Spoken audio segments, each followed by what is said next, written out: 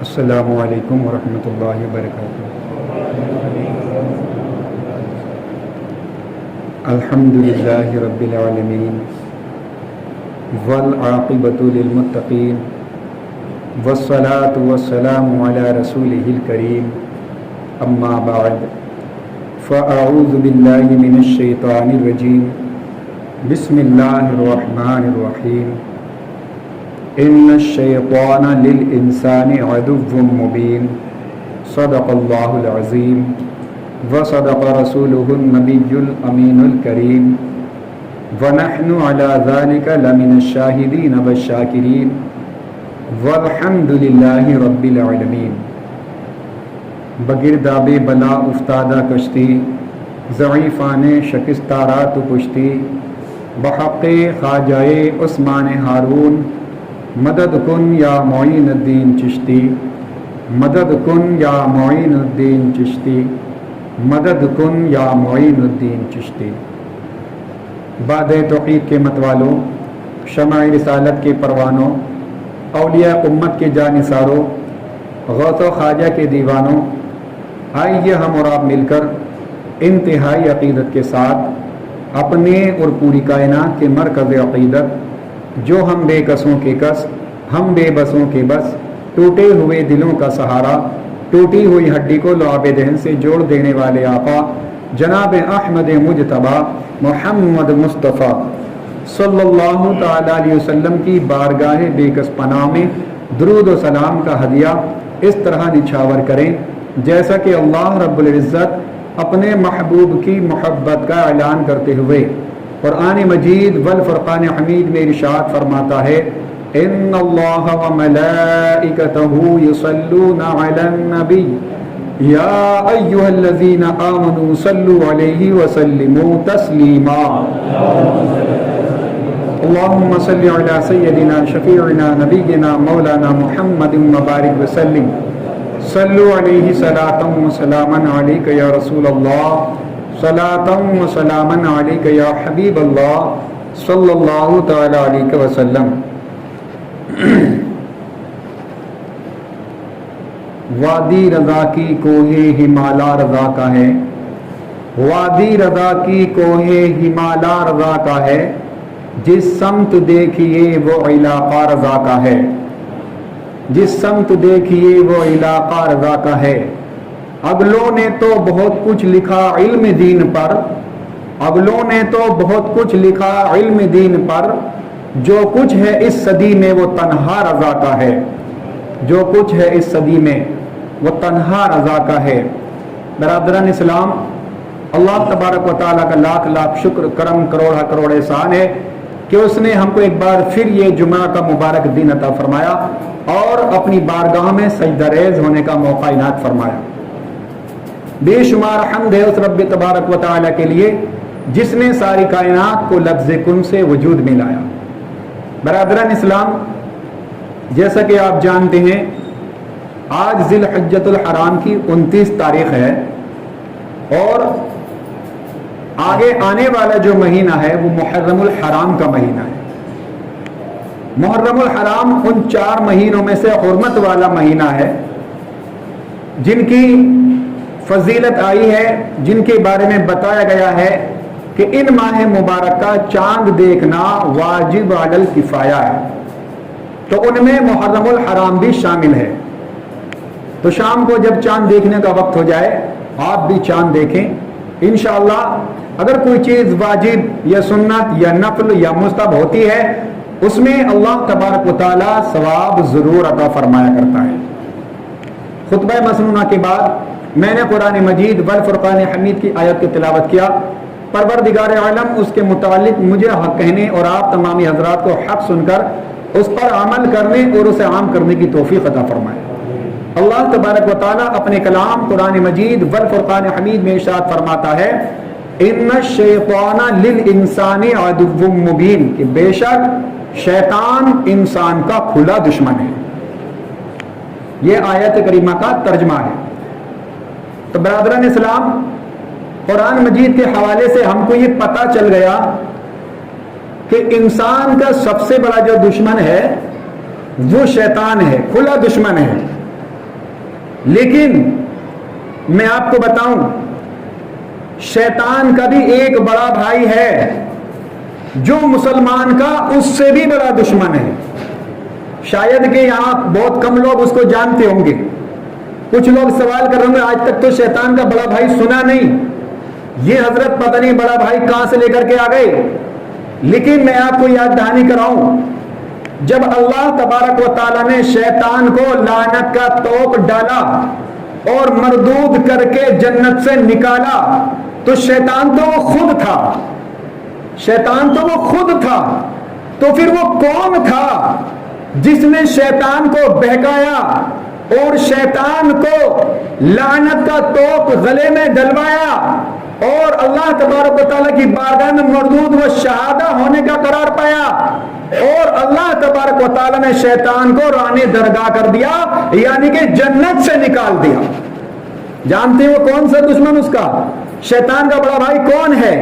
مسلمانوں، حضور صلی اللہ تعالی علیہ وسلم فرماتے ہیں ایک جنگ کے موقع پر، جنگ حنین کے موقع پر، جب جنگ حنین سے فارغ ہو چکے تو آقا ارشاد فرماتے ہیں سب صحابہ اکرام کو جمع کر کے، چلو یہ جنگ سے تو فارغ ہوئے، اب جہاد اصغر سے فارغ ہوئے، یعنی کہ چھوٹے جہاد سے فارغ ہوئے، اب بڑے جہاد کی طرف چلتے ہیں، اب جہاد اکبر کی طرف چلتے ہیں، اب جہاد اکبر کریں گے۔ مسلمانوں، صحابہ اکرام عرض کرتے ہیں یا رسول اللہ، یہ جنگ حنین کو معمولی جنگ نہیں تھی، مسلمانوں کا بہت جانی اور مالی اس میں نقصان ہوا ہے، اس جنگ کے اندر تو سر کٹے ہیں، لیکن یہ کیسے چھوٹی جنگ ہے، کیسے یہ چھوٹا جہاد ہے، کیسے یہ جہاد اصغر ہے؟ آقا ارشاد فرماتے ہیں، مسلمانوں ذرا دل کے کانوں سے سن لینا، صحابہ کرام عرض کرتے ہیں یا رسول اللہ پھر بڑا جہاد کیا ہے؟ آقا ارشاد فرماتے ہیں بڑا جہاد یہ ہے، آقا ارشاد فرماتے ہیں اپنے نفس سے جہاد کرنا، یہ بڑا جہاد کہلاتا ہے، اپنے نفس سے جہاد کرنا۔ آقا ارشاد فرماتے ہیں جہاد اکبر ہے، جہاد اکبر ہے، تم جنگ میں ہارو گے، تمہارے سر کٹیں گے، جنگ میں ہارو گے، تمہارے مال لٹیں گے، لیکن اگر تم جنگ اکبر میں ہار گئے تو تمہاری جان نہیں جائے گی بلکہ تمہارا ایمان چلا جائے گا۔ مسلمانوں، یہی دیکھا گیا کہ بہت سے لوگ اپنے نفس کے غلام بن جاتے ہیں اور جس طرح سے نفس چاہتا ہے چلاتا ہے، اور لوگ اس کے پیچھے چلتے رہتے ہیں۔ لیکن کچھ لوگ کہتے ہیں بھائی شیطان نے بہکا دیا، غلط کام کر لیا، شیطان نے بہکا دیا، ہو گیا۔ لیکن مسلمانوں یاد رکھو، اس وقت بھی شیطان کو کسی نے بہکایا تھا، مسلمانوں وہ شیطان کا نفس تھا۔ تو شیطان کا بڑا بھائی، شیطان کا بڑا بھائی نفس ہے، اور یہ چھوٹے بھائی سے بھی زیادہ خطرناک ہے۔ میرے آقا تو ارشاد فرماتے ہیں کہ جب رمضان مبارک کا مہینہ آتا ہے شیطان کو قید کر دیا جاتا ہے نا حدیث پاک، آقا ارشاد فرماتے ہیں شیطان کو قید کر دیا جاتا ہے۔ لیکن پھر بھی رمضان میں بھی مسلمان گناہ کرتا ہے، جھوٹ بولتا ہے، چوری کرتا ہے، جنہیں کتنے تو پتہ نہیں کتنے غلط غلط کام کرتے ہیں۔ مسلمانوں، کہ آقا صلی اللہ تعالی علیہ وسلم کی زبان مبارک جھوٹ بول سکتی ہے؟ اس میں سکنا بھی لانا حماقت کی بات ہے۔ جو آقا نے ارشاد فرما دیا وہ پتھر کی لکیر ہے، تو مسلمانوں پھر وہ کون ہے جو انسان سے رمضان میں بھی گناہ کراتا ہے؟ تو کہنا پڑے گا کہ وہ شیطان نہیں بلکہ وہ انسان کا نفس ہے جو انسان سے گناہ کراتا ہے۔ آج محرم الحرام کی آمد ہے، مسلمان میں بڑے معذرت کے ساتھ کہنا چاہوں گا، بہت سارے علماء کرام کے اقوال آپ کے سامنے رکھوں گا۔ سرکار اعلی حضرت عظیم البرکت مجدد دین و ملت الشاہ امام احمد رضا خان فاضل بریلوی علی رحمۃ رضوان بھی یہی ارشاد فرماتے ہیں۔ حضور صدر الشریعہ صاحب بہار شریعت رحمت اللہ تعالی علیہ بھی یہی ارشاد فرماتے ہیں۔ اور جو کتنوں کے یہاں پر پیر و مرشد رہ چکے، پیر طریقت، رہبر شریعت، عالم نبیل، فاضل جلیل، اشفاق العلماء حضرت علامہ مولانا اشفاق احمد صاحب نعیمی بھی اپنی تقریروں میں یہی فرمایا کرتے تھے۔ اور الحمدللہ میرے پیر و مرشد حضور تاج الشریعہ اختر رضا خان صاحب اظہری میاں رحمت اللہ تعالی علیہ بھی یہی ارشاد فرماتے ہیں، اور جنہیں کتنے اکابر علماء کرام بھی یہی ارشاد فرماتے ہیں۔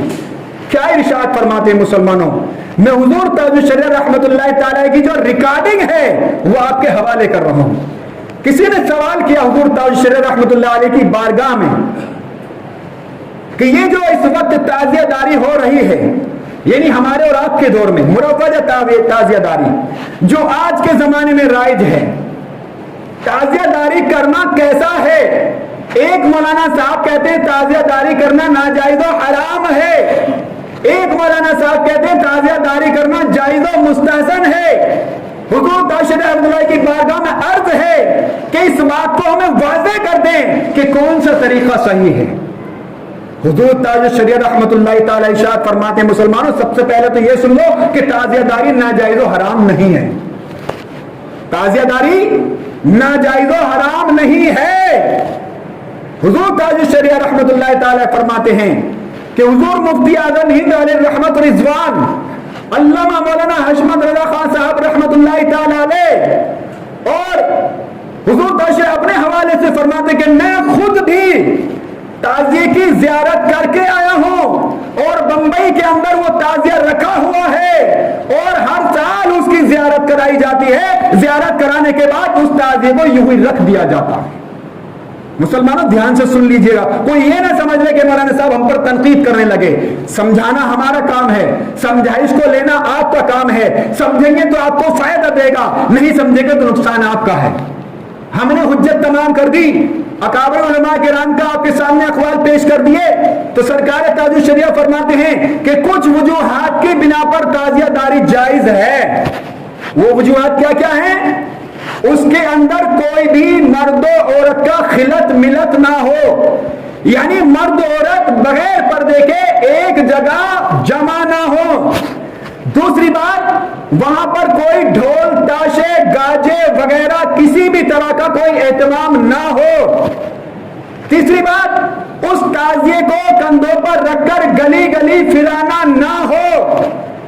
ہاں اگر یہ تم شرطیں پوری کر سکتے ہو، حضور امام حسین رضی اللہ تعالیٰ کے روزے مبارک کی شبیہ ہو بہو بنا کر اگر کوئی اپنے مکان میں رکھتا ہے تو جس طرح سے ہم مدینہ منورہ خانہ کعبہ کی تعظیم کرتے ہیں، بالکل اسی طرح سے ہم کربلا معلیٰ کا بھی تعظیم کرتے ہیں۔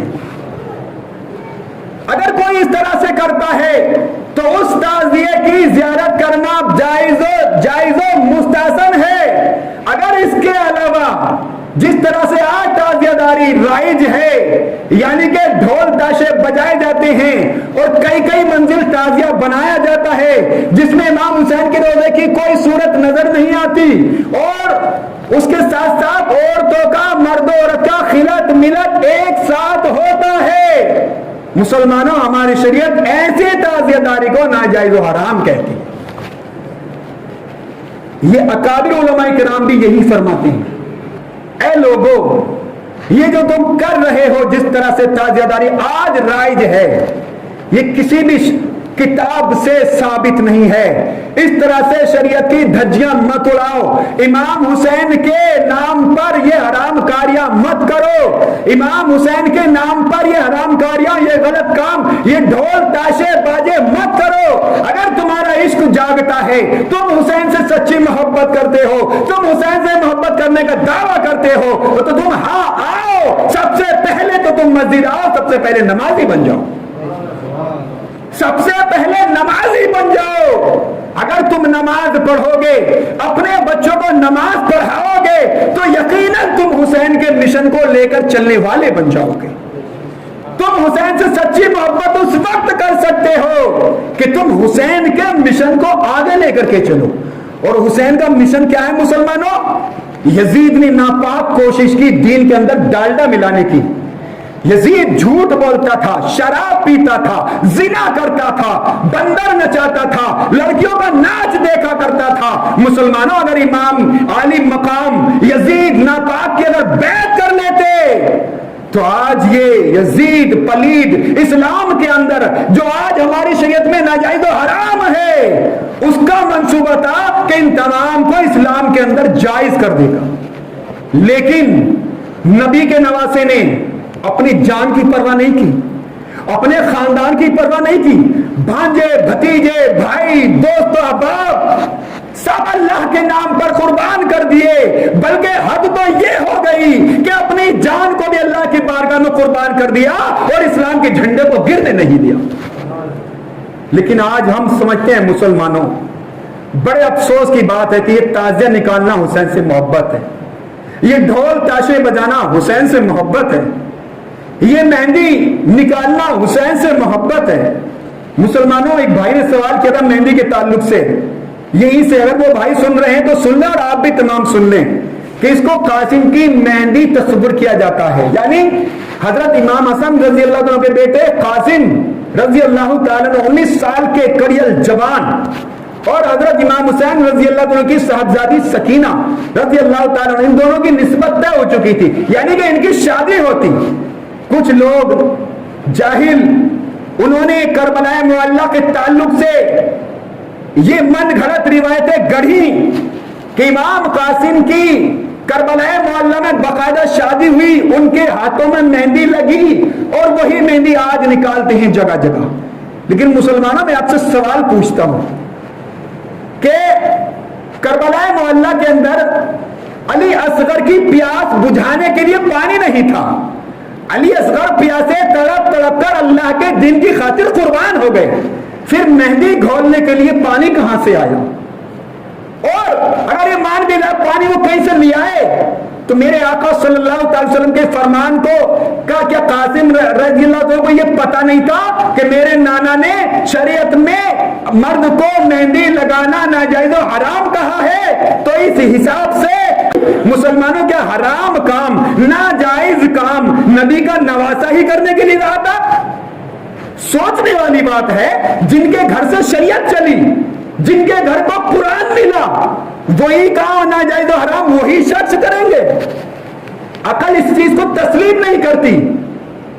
اور اگر مہندی لگی تو ایسے جہاں تلواریں ناچ رہی ہیں، جہاں نیزے برس رہے ہیں، جہاں تیروں کی بارش ہو رہی ہے، جہاں لاشوں پر گھوڑے دوڑائے جا رہے ہیں، کیا کسی کا یہ تصور آ سکتا دماغ میں؟ ایسے حالات میں مہندی لگانے کا خیال کس کو آئے گا؟ مسلمانوں، سوچنے والی بات ہے، یہ ہماری کسی بھی کتاب سے ثابت نہیں۔ ہمارا علماء کرام، ہمارے حفاظ کرام، ہمارے تمام اکابر علماء اپنی بڑی بڑی کتابوں میں لکھ کر گئے ہیں کہ یہ ڈھول تاشے بجانا پہلے تو ہماری شریعت میں ناجائز و حرام ہے، لیکن ہم ڈھول لے کر آقا کے نواسے کے شہادت والے دن، اللہ اکبر، کتنی بڑی حماقت ہے۔ یہ تمام کھیل جتنے تماشے ہیں ہماری شریعت میں کہیں بھی مسلمانوں جائز نہیں ہے، پھر ہم کیوں کر رہے ہیں؟ میں نے عرض کیا تھا کہ ہم شیطان کے بڑے بھائی کے چکر میں آ کر یہ سب کچھ کر رہے ہیں، اپنے نفس کی خاطر یہ سب کچھ کر رہے ہیں۔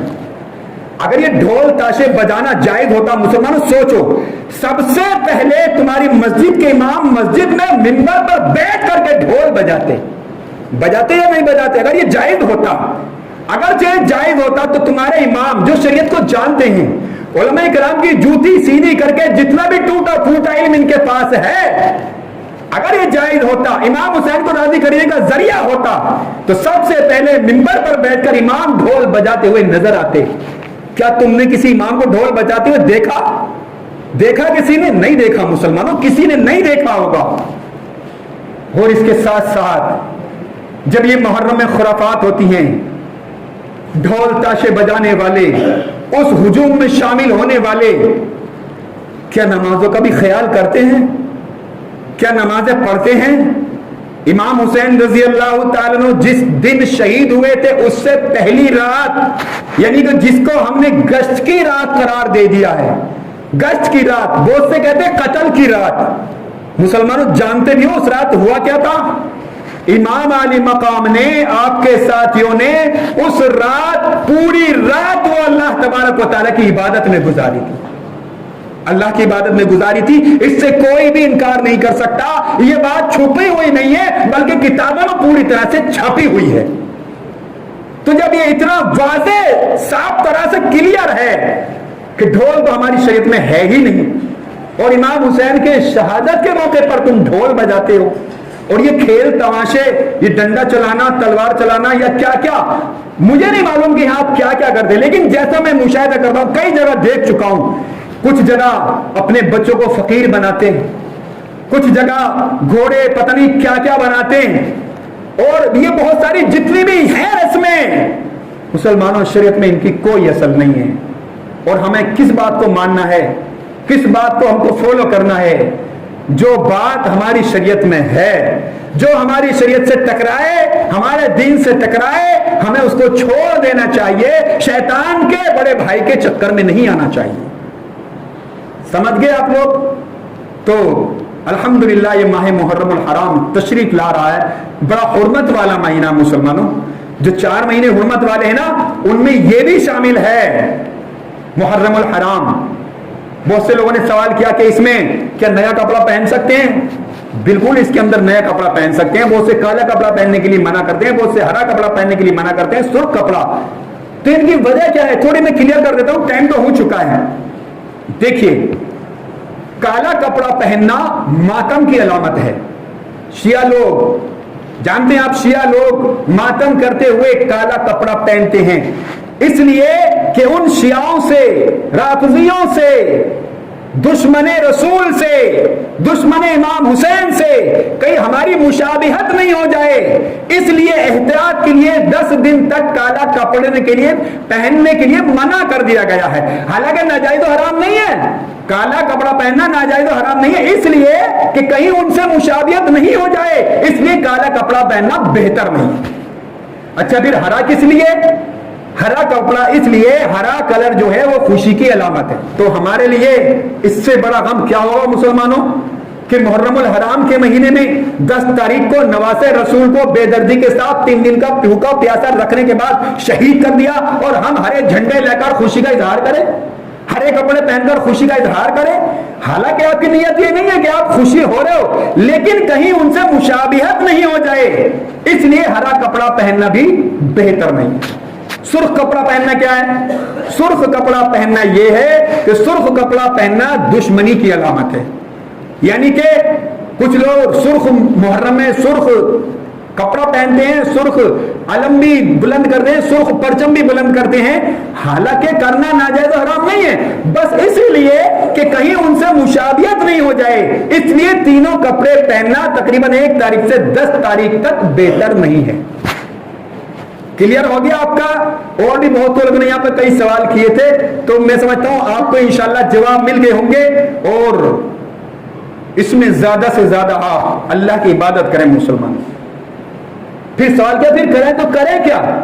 تو جس طرح سے ہماری زندگی چل رہی تھی اسی طرح سے زندگی چلتی رہے گی، بس عبادت میں ہم زیادتی کر دیں گے.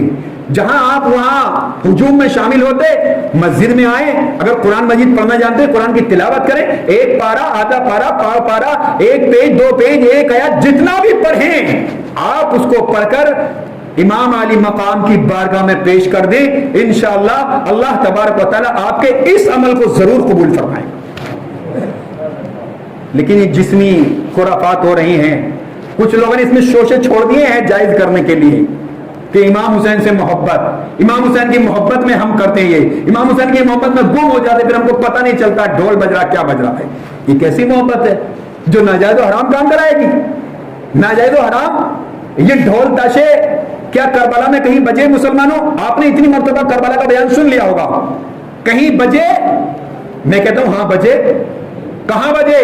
جب حضرت امام حسین رضی اللہ تعالیٰ کو شہید کر دیا اور شہداء کے سروں کو نیزوں پر انہوں نے بلند کر دیا، جب یہ جلوس کی شکل میں نکلے تھے مسلمانوں، یزیدیوں نے ضرور وہاں پر ڈھول تاشے ضبط بجائے تھے. تو اب آپ خود فیصلہ کر لیں آپ حسین والے ہیں یا یزید والے ہیں، ہے نا؟ تو اس چیز کو آپ ذہن میں رکھ کر کے چلیں کہ یہ ایسے کام ہماری شریعت میں بالکل بھی ناجائز و حرام ہے. یہ جتنے ڈھول تاشے گاجے وغیرہ، یہ علم پنجے، یہ فقیر بغانا بچوں کو، کچھ بھی ہماری شریعت میں نہیں ہے. حسین سے سچی محبت تو یہ ہے کہ اگر ہم نمازی نہیں ہیں تو نمازی بن جائیں، اگر ہم نمازی نہیں ہیں نمازی بن جائیں، اگر ہمارے چہرے پر سنت مصطفیٰ نہیں ہے سنت مصطفیٰ سجا لیں، اگر ہم نے قرآن نہیں پڑھا قرآن پڑھنا شروع کر دیں، اگر ہمارے نماز یاد نہیں یاد کریں، اگر ہم نے اپنے بچوں کو تعلیم دین کی نہیں دلائی دلانا شروع کر دیں۔ مسلمانوں یہ ہے حسین سے سچی محبت، یہ حسین کے مشن کو آگے لے کر چلنا ہے، حسین سے سچی محبت، نہ کہ یزیدیوں کے کام کرنا ہے سچی محبت۔ میں سمجھتا ہوں آپ کی سمجھ میں بات آ گئی ہوگی۔ بات تو بہت کڑوی ہے، کیونکہ بہت سے لوگ کہہ دیں گے کہ جب سے کرتے ہوئے آئے ہیں یہاں یہ ایسے کیسے بند ہوگا۔ کچھ لوگ خواجہ غنی نواز رحمۃ اللہ علیہ کا حوالہ بھی دیتے ہیں، کچھ لوگ وارث پیہ رحمۃ اللہ علیہ کا حوالہ بھی دیتے ہیں، لیکن میں آپ سے پوچھنا چاہتا ہوں، اتنی بھیڑ عورتوں مردوں کی جمع ہو، ڈھول تاشے باجے گاجے جمع ہو، یہ سب بج رہے ہوں، اور اس وقت خواجہ غنی نواز رحمۃ اللہ تعالیٰ نے محرم میں شرکت کی ہو، آپ مجھے کہیں بتا دیں کتاب میں لکھا ہوا وارث پیہ نے ایسے ناجائز و حرام موقع پر محرم میں شرکت کی ہو، آپ بتا دیں کون سی کتاب میں لکھا ہوا، ہم بھی دیکھ لیں گے اس کو پڑھ کر کے کہ کہاں لکھا ہوا ہے۔ تو یہ سنی سنی باتوں مر یہ ایسے غیر جائز کام نہ کریں اور شریعت کی مخالفت بالکل نہ کریں، اور امام حسین سے سچی پکی محبت کریں مسلمان۔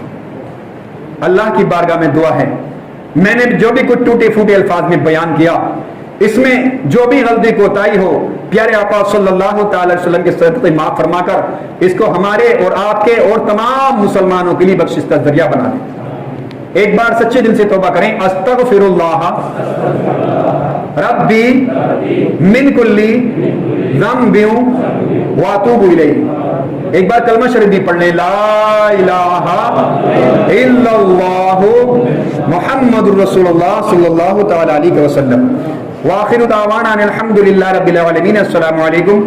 کھڑے ہو جائیں جن حضرات نے سنت ادا نہیں کی سنت ادا کرنا۔